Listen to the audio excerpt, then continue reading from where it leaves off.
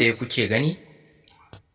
Bayan raɗe-raɗe dai da ake ta yi a kafafen social media na kan cewa tsohon shugaban ƙasar ta Najeriya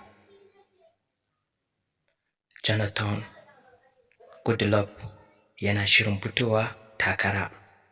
a zaben 2027 da za a gabatar a cikin ƙasar ta Najeriya,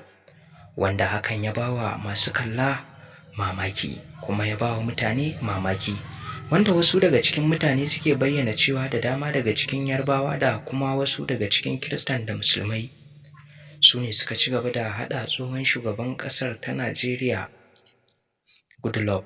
domin ya tsaya takara a zaben 2027 da za a gabatar,